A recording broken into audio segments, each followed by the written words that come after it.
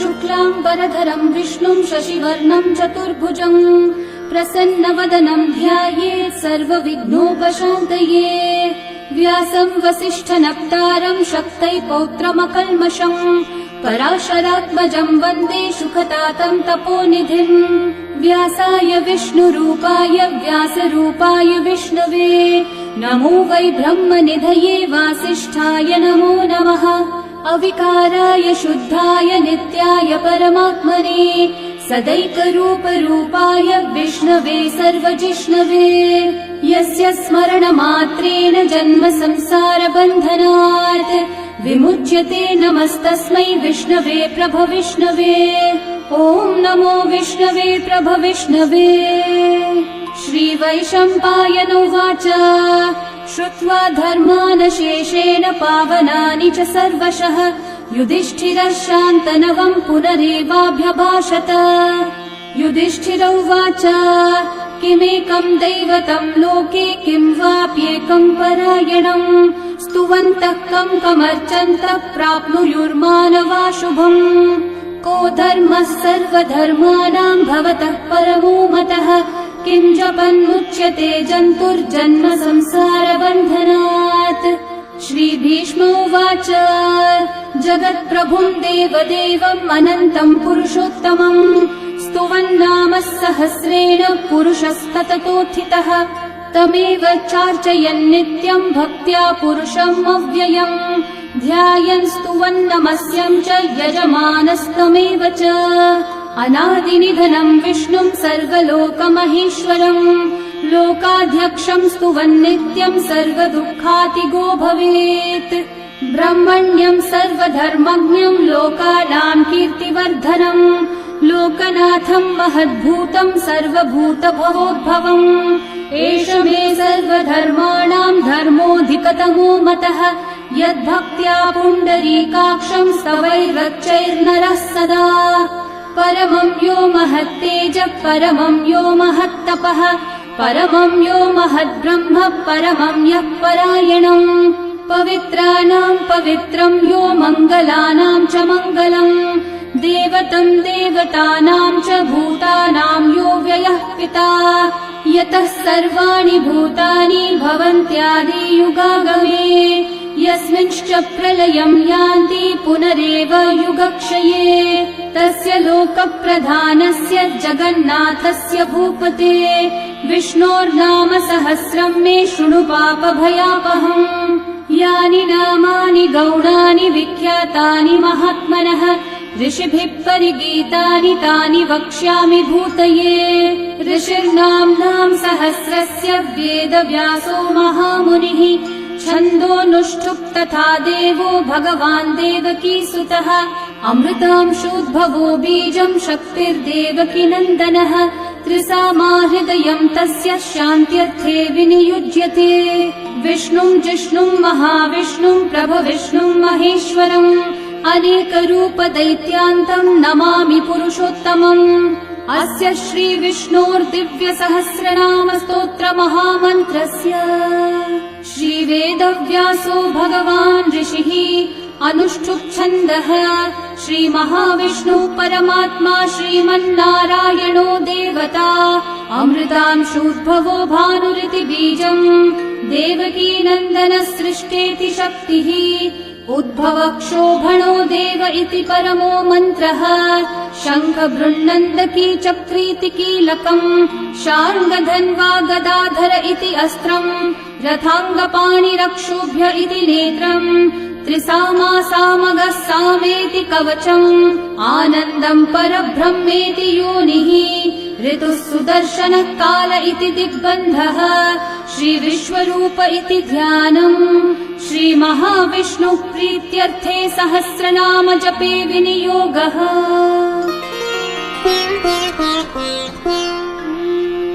ध्यानम्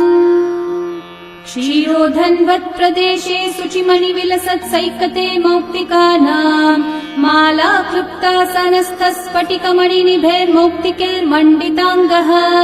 शुभ्रैरभ्रैरतभ्रैरुपरि विरचितैर्मुक्तपीयूषवर्षैः आनन्देन पुनीयादरिनलिनगदा शङ्खपाणिर्मुकुन्दः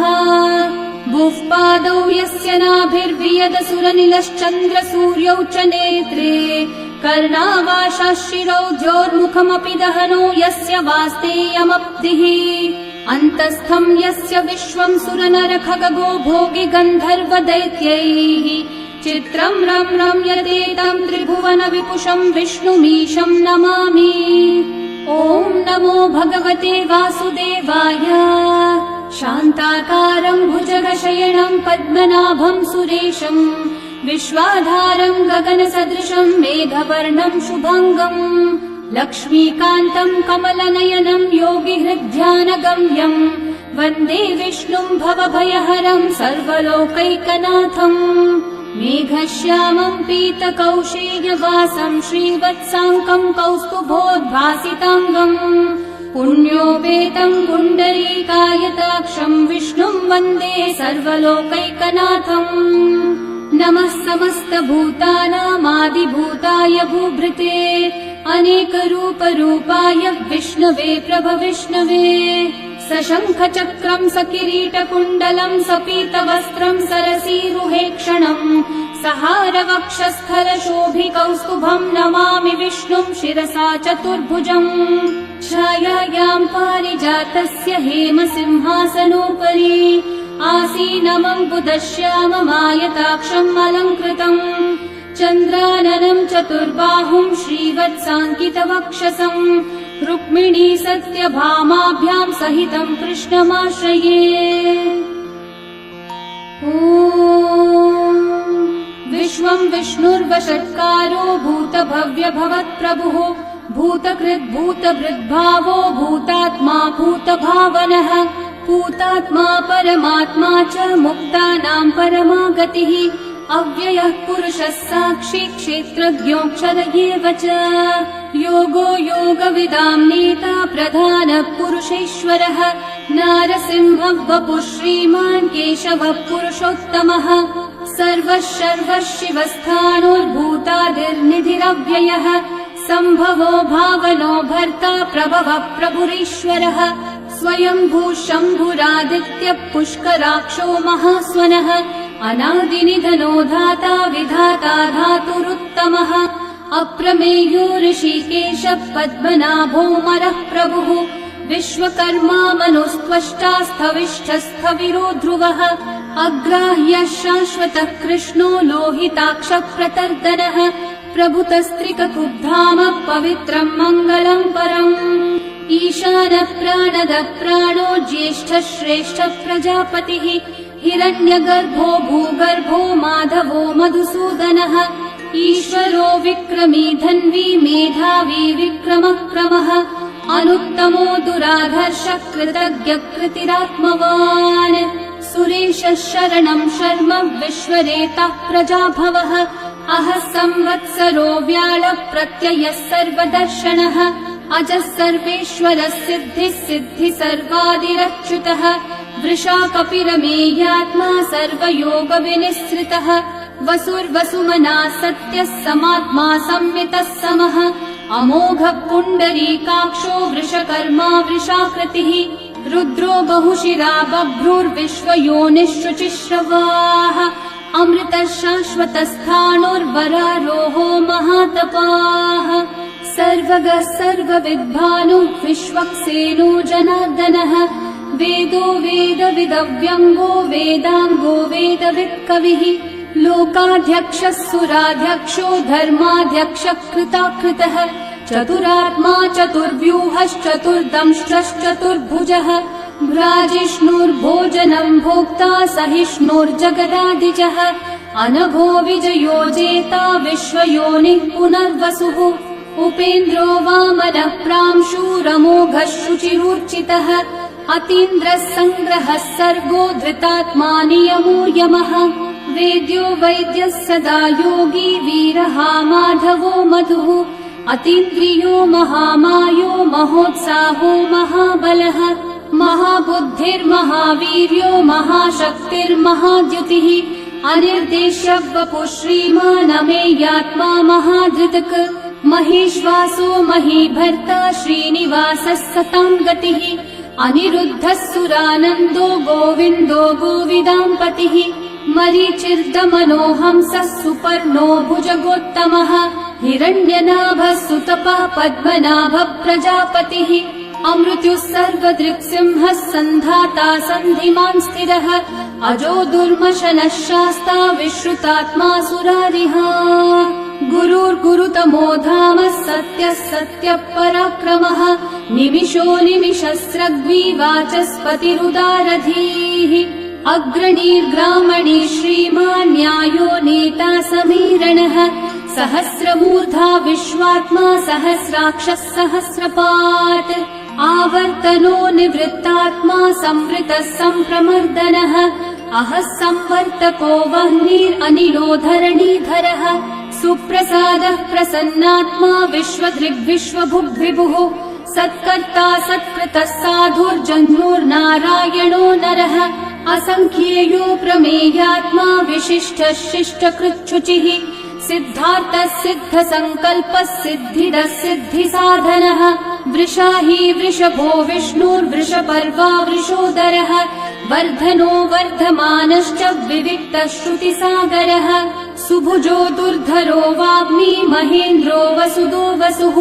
नैकरूपो बृहद्रूपः क्षिपिविष्टप्रकाशनः ओजस्तेजो द्युतिधरः प्रकाशात्मा प्रतापनः ऋद्धस्पष्टाक्षरो मन्त्रश्चन्द्रांशूर्भास्करद्युतिः अमृतांशूद्भवो भानुः शशबिन्दुः सुरेश्वरः औषधं जगतः सेतुः सत्यधर्मः पराक्रमः भूतभव्यभवन्नाथः पवनः पावनो नलः कामः कामकृत्कान्तः कामः कामप्रदः प्रभुः युगादिकृद्युगावर्तो नैकमायो महाशनः अदृश्यो व्यक्तरूपश्च सहस्रजिदनन्तजित् इष्टो विशिष्टशिष्टेष्ठः शिखण्डी नहुषो वृषः क्रोधः क्रोधकृत्कर्ता विश्वबाहुर्महीधरः अच्युतः प्रथितः प्राणः प्राणदो वासवानुजः अपान्निधिरधिष्ठानम् अप्रमत्तः प्रतिष्ठितः स्कन्दः स्कन्दद्धरो धुर्यो वरदो वायुवाहनः वासुदेवो बृहद्भानुरादिदेवः पुरन्दरः अशोकस्थारणस्थारः शूरः शौरिर्जनेश्वरः अनुकूलः शतावर्तः पद्मी पद्मनिभीक्षणः पद्मनाभोरविन्दाक्षः पद्मगर्भः शरीरभृत् महर्धिरिग्धो वृद्धात्मा महाक्षो गरुडध्वजः अतुलः शरभो भीमः समयज्ञो हविर्हरिः सर्वलक्षणलक्षण्यो लक्ष्मीवान् समितिञ्जयः विक्षरो रोहितो मार्गो हेतुर्दामोदरः सहः महीधरो महाभागो वेगवानभिताशनः उद्भवक्षोभणो देवः श्रीगर्भः परमेश्वरः करणं कारणं कर्ता विकर्ता गहनो गुहः व्यवसायो व्यवस्थानः संस्थानस्थानदो ध्रुवः परर्धि परमस्पष्टः तुष्टः पुष्टः शुभेक्षणः रामो विरामो विरतो मार्गो नेयो नयो नयः वीरशक्तिमतां श्रेष्ठा धर्मो धर्मविदुत्तमः वैकुण्ठः पुरुषः प्राणः प्राणदः प्रणवः पृथुः हिरण्यगर्भः शत्रुघ्नो व्याप्तो वायुरधोक्षजः ऋतुः सुदर्शनः कालः परमेष्ठी परिग्रहः उग्रः संवत्सरो दक्षो विश्रामो विश्वदक्षिणः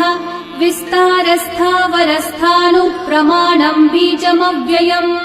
अर्थोऽनर्थो महाकोशो महाभोगो महाधनः अनिर्विण्णस्थविष्ठो भूर्धर्मयूपो महामखः नक्षत्रनेमिर्नक्षत्री क्षामः समीहनः यज्ञयुज्यो महेज्यश्च क्रतुः सत्रं सताङ्गतिः सर्वदर्शी विमुक्तात्मा सर्वज्ञो ज्ञानमुत्तमम् सुहृतः सुमुखः सूक्ष्मः सुघोषः सुखदः सुहृत् मनोहरोजितक्रोधो वीरबाहुर्विदारणः स्वापनः स्ववशो व्यापी नैकात्मानैककर्मकृत् वत्सरो वत्सलो वत्सी रत्नगर्भो धनीश्वरः धर्मगुद्धर्मकृद्धर्मी सदसक्षरमक्षरम् अविज्ञाता सहस्रांशूर्विधाता कृतलक्षणः गभस्तिनेमि सत्त्वस्थः सिंहो भूतमहेश्वरः आदिदेवो महादेवो देवेशो देवभृद्गुरुः उत्तरो गोपतिर्गोप्ता ज्ञानगम्यः पुरातनः शरीरभूतभृद्भोक्ता कपीन्द्रो भूरि दक्षिणः सोमपोमृतपः सोमः पुरुजित्पुरुसत्तमः विनयोजयः सत्यसन्धो दाशारः सात्वतां पतिः जीवो विनयिता साक्षी मुकुन्दोमितविक्रमः अम्भो निधिरनन्तात्मा महोदधिशयोऽन्तकः अजो महार्हः स्वाभाव्यो जितामित्रप्रमोदनः आनन्दो नन्दनो नन्दः सत्यधर्मा त्रिविक्रमः महर्षिः कपिलाचार्य कृतज्ञो मेदिनीपतिः त्रिपदस्त्रिदशाध्यक्षो महाशृङ्गकृतान्तकृत् महावराहो गोविन्दः सुषेणः कनकाङ्गदी गुह्यो गभीरो गहनो गुप्तश्चक्रगदाधरः वेधास्वाङ्गोजितः कृष्णो दृढसङ्कर्षणोच्युतः वरुणो वारुणो वृक्षः पुष्कराक्षो महामनाः भगवान् भगहानन्दी वनमाली हलायुधः आदित्यो ज्योतिरादित्यः सहिष्णुर्गतिसत्तमः सुधन्वाखण्ड परशुर्दारुणो द्रविणप्रदः दिवस्पृक् सर्वदृग्व्यासो वाचस्पतिरयोनिजः त्रिसामासामगः सामन्निर्वाणम् भेषजम्भिषक् सन्न्यासकृच्छमः शान्तो निष्ठा शान्तिपरायणम् शुभाङ्गः शान्तिदः सृष्टा कुमुदः कुवलेशयः गोहितो गोपतिर्गोप्ता वृषभाक्षो वृषप्रियः अनिवर्ती निवृत्तात्मा संक्षेप्ताक्षेमकृच्छिवः श्रीवत्सवक्षा श्रीवासः श्रीपतिः श्रीमतांवरः श्रीधः श्रीशः श्रीनिवासः श्रीनिधिः श्रीविभावनः श्रीधरः श्रीकरः श्रेयः श्रीमान् लोकत्रयाश्रयः स्वक्षः स्वङ्गः शतानन्दो नन्दिर्ज्योतिर्गणेश्वरः विजितात्मा विधेयात्मा सत्कीर्तिश्चिन्न संशयः उदीर्णः सर्वतश्चक्षुरनीशः शाश्वतः स्थिरः भूषयो भूषणो भूतिर्विशोकः शोकनाशनः अर्चिष्मान् अर्चितः कुम्भो विशुद्धात्मा विशोधनः अनिरुद्धो प्रतिरथः प्रद्युम्नोमितविक्रमः कालनेमी निहावीरः शौरी शूरजनेश्वरः त्रिलोकात्मा त्रिलोकेशः केशवः केशिहा हरिः कामदेवः कामपालः कामिकान्तः कृतागमः अनिर्देश्य वपुर्विष्णु वीरोऽनन्तो धनञ्जयः ब्रह्मण्यो ब्रह्मकृद् ब्रह्मा ब्रह्म ब्रह्म विवर्धनः ब्रह्मविद् ब्राह्मणो ब्रह्मी ब्रह्मज्ञो ब्राह्मणप्रियः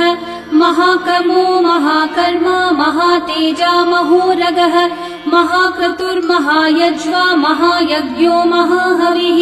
स्तव्यस्तव प्रियस्तोत्रम् स्तुतिस्तोतारणप्रियः पूर्णपूरयिता पुण्यः पुण्यकीर्तिरणामयः मनोजवस्तीर्थकरो वसुरेता वसुप्रदः वसुप्रदो वासुदेवो वसुर्वसुमनाहविः सद्गति सत्कृति सत्ता सद्भूति सत्परायणः शूरसेनो यदुश्रेष्ठः सन्निवासः सुयामुनः भूता वासो वासुदेवः सर्वासु निलयो नलः दर्पः दर्पदो दृप्तो दुर्धरोऽथापराजितः विश्वमूर्तिर्महामूर्तिर्दीप्तमूर्तिरमूर्तिमान् अनेकमूर्तिरव्यक्तः शतमूर्तिः शताननः एकोनैकः स वक्कः किं यतत्पदमुत्तमम् लोकबन्धुर्लोकनाथो माधवो भक्तवत्सलः सुवर्णवर्णो हेमाङ्गो वराङ्गश्चन्दनाङ्गदे वीरः विषमः शून्यो घृताशीरशलश्चलः अमानी मानदो मान्यो लोकस्वामी त्रिलोकधृक् सुमेधामेधजो धन्यः सत्यमेधाधराधरः तेजो वृषोद्युतिधरः सर्वशस्त्रभृताम्बरः प्रग्रहो निग्रहो व्यग्रो नैकः शृङ्गो गदाग्रजः चतुर्मूर्तिश्चतुर्बाहुश्चतुर्व्यूहश्चतुर्गतिः चतुरात्मा चतुर्भावश्चतुर्वेदविदेकपात् समावर्तो निर्वृत्तात्मा दुर्जयो दुरतिक्रमः दुर्लभो दुर्गमो दुर्गो दुरावासो दुरारिहा शुभाङ्गो लोकसारङ्गः सुतन्तुस्तन्तुवर्धनः इन्द्रकर्मा महाकर्मा कृतकर्मा कृतागमः उद्भवः सुन्दर सुन्दो रत्ननाभः सुलोचनः अर्को वाजस्सनः शृङ्गी जयन्तः सर्वविजयी सुवर्णबिन्दुरक्षोभ्यः सर्ववागीश्वरेश्वरः महाहृदो महागर्तो महाभूतो महानिधिः कुमुदः कुन्दरः कुन्दः पर्जन्यः पावनो निलः अमृताशोऽमृतवपुः सर्वज्ञः सर्वतोमुखः सुलभः सुव्रतः सिद्धः शत्रुजिच्छत्रुतापनः न्यग्रोधोदम्बरोऽश्वत्थश्चाणूरान्ध्रनिषूदनः सहस्रार्चिः सप्तजिह्वा सप्तैधा सप्तवाहनः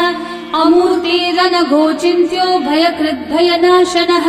अनुर्बृहत्कृशस्थूलो गुणवृन्निर्गुणो महान् अधृतस्वधृतस्वास्य प्राग्वंशो वंशवर्धनः भारभृत्कथितो योगी योगीशः सर्वकामदः आश्रमश्रमणश्रामः सुपर्णो वायुवाहनः धनुर्धरो धनुर्वेदो दण्डो दमयिता दमः अपराजितः सर्वसहो नियन्ता नियमो यमः सत्त्ववान् सात्विकः सत्यः सत्यधर्मपरायणः अभिप्राय प्रियार्होर्हः प्रियकृत्कृतिवर्धनः विहाय स गतिर्ज्योतिः सुरचिर्हुतभुक् विभुः रविर्विरोचनः सूर्यः सविता रविलोचनः अनन्तो हुतभुग्भोक्ता सुखदो नैकजोऽग्रजः अनिर्विण्णः सदा मर्षि लोकाधिष्ठानमद्भुतः सनात् सनातनतमः कपिलः कपिरव्ययः स्वस्तिदः स्वस्तिकृत् स्वस्ति स्वस्ति भुक् स्वस्ति दक्षिणः अरौद्रः कुण्डली चक्री विक्रम यूर्जितशासनः शब्दातिगः शब्दसः शिशिरः शर्वरीकरः अक्रूरः पेशलो दक्षो दक्षिणः क्षमिनाम्बरः विद्वत्तमो वीतभयः पुण्यश्रवणकीर्तनः उत्तारणो दुष्कृतिः पुण्यो दुःस्वप्ननाशनः वीरः रक्षणः सन्तो जीवनः पर्यवस्थितः अनन्तरूपोऽनन्तः श्रीर्जितमन्युर्भयापहः चतुर्रश्रो गभीरात्मा विदिशो व्यादिशो दिशः अनादिर्भूर्भुवो लक्ष्मी सुवीरो रुचिराङ्गदः जननो जनजन्मादि भीमो भीमपराक्रमः आधारनिलयो धाता पुष्पहास प्रजागरः ऊर्ध्वगः सत्पथाचारः प्राणदः प्रणवपणः प्रमाणम् प्राणनिलयम् प्राणभृत् प्राणजीवनः तत्त्वम् तत्त्वविदेकात्मा जन्म मृत्युजरातिगः भूर्भुवः स्वस्तरुस्तारः सविता प्रपितामहः यज्ञो यज्ञपतिर्यज्वा यज्ञाङ्गो यज्ञवाहनः यज्ञभृद्यज्ञभृद्यज्ञी यज्ञभुग्यज्ञसाधनः यज्ञातकृद्यज्ञगुह्यामन्नमन्नादयेव च आत्मयोनिः स्वयं जातो वैखानः सामगायनः देवकीनन्दनः सृष्टा शितीशः पापनाशनः शङ्खबृन्नन्दकी चक्री शाण्डधन्वा गदाधरः रथाङ्गपाणिरक्षोभ्यः सर्वप्रहरणायुधः सर्वप्रहरणायुध ॐ नम इति वनमाली गदी शाण्डी शङ्खी चक्री च नन्दकी श्रीमान्नारायणो विष्णुर्वासुदेवोऽभिरक्षतु वनमाली गदी शार्ङ्गी शङ्खी चक्री च नन्दकी श्रीमान्नारायणो विष्णुर्वासुदेवोऽभिरक्षतु वनमाली गदी शार्ङ्गी शङ्खी चक्री च नन्दकी श्रीमान्नारायणो विष्णुर्वासुदेवोऽभिरक्षतु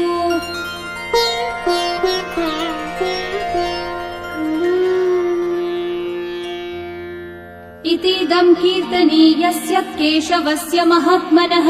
नाम्नां सहस्रं दिव्यानामशेषेण प्रकीर्तितम् य इदं शृणुयान् नित्यं यश्चापि परिकीर्तयेत् न शुभं प्राप्नुयात् किञ्चित् सोमुत्रेह च मानवः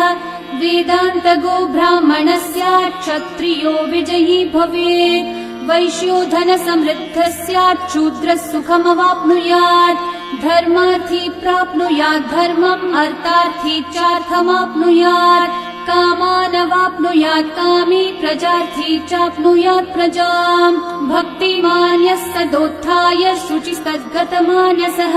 सहस्रं वासुदेवस्य नाम्नामेतत् प्रकीर्तयेत् यशः प्राप्नोति विपुलं याति प्राधान्यमेव च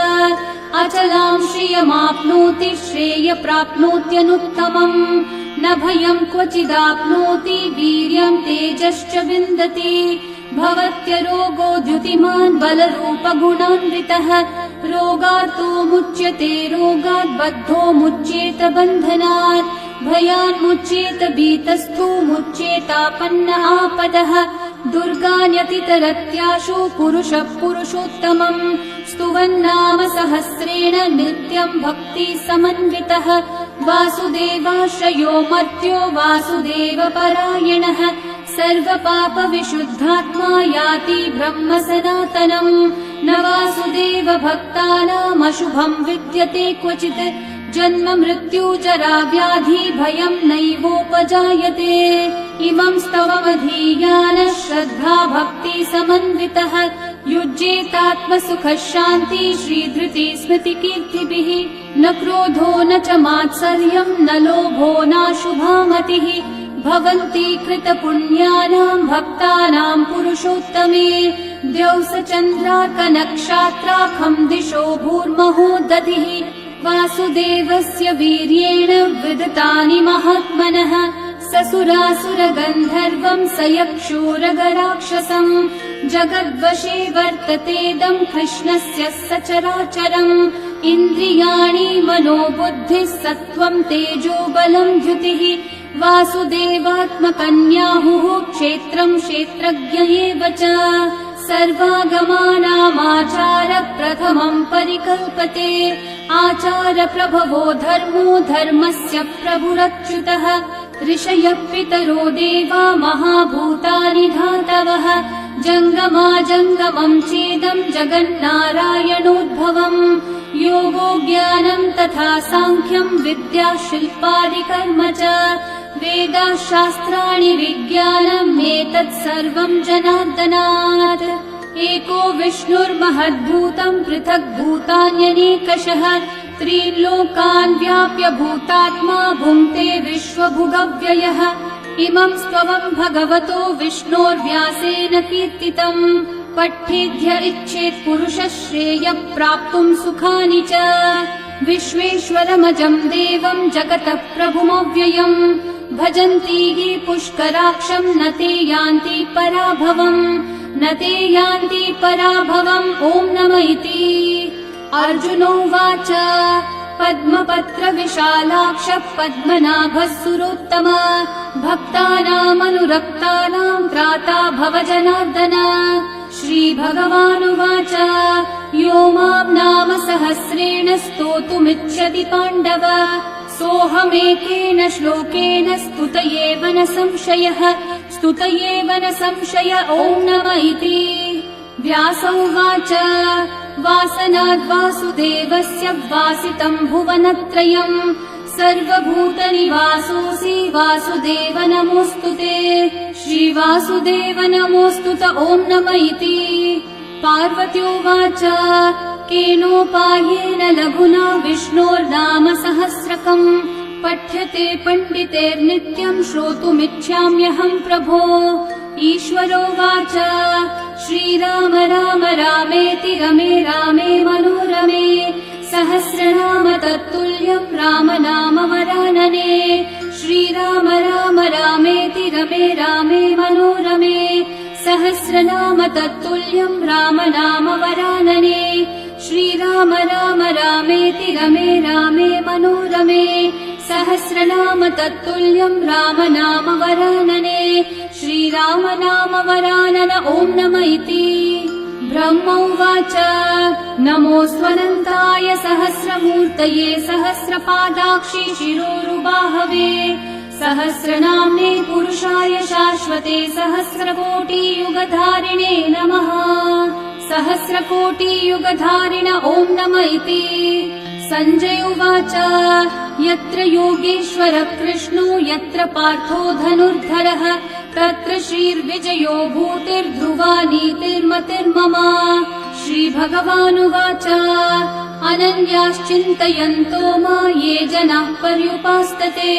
तेषां नित्याभियुक्तानां योगक्षेमं वहाम्यहम् परित्राणाय साधूनां विनाशाय च दुष्कृतां धर्म संस्थापनार्थाय सम्भवामि युगे युगे आर्ता विषण्णा शिथिलाश्च भीता घोरेषु च व्याधिषु वर्तमानाः संकीर्त्य नारायण शब्दमात्रं विमुक्तदुःखा सुखिनो भवन्तु कायेन वाचा मनसैन्द्रियैर्वा बुद्ध्यात्मना वा प्रकृते स्वभावात् करोमि यद्यत् सकलं परस्मै नारायणायेति समर्पयामि। श्री विष्णु सहस्रनाम स्तोत्रम् सम्पूर्णम्।